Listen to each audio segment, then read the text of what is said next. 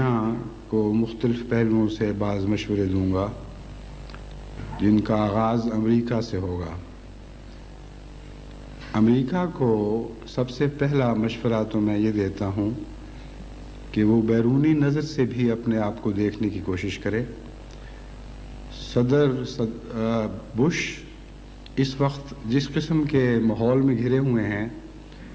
और जैसी तारीफ़ें अपने इक़दामात की सुन रहे हैं, उनको ज़हनी तौर पर नफ्सियाती लिहाज से ये होश ही नहीं है कि वो अपने इक़दामात और अपनी पॉलिसियों का बैरूनी नज़र से भी जायज़ा लेके देखें कि दुनिया में उनकी क्या तस्वीर बन रही है। जहाँ तक अमेरिका का अपना ख़्याल है, सदर बुश का अपना ख़्याल है, वो समझते हैं कि मैंने अब सब दुनिया को अपनी एड़ी के पीछे लगा लिया है, और इससे वो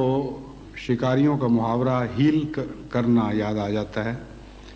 जब बंदूक के शिकारी कुत्तों की मदद से शिकार को निकलते हैं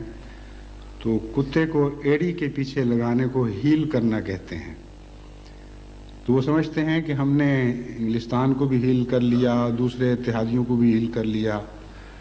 और जिस शिकार पर निकले हैं इन हील हुए साथियों के बाद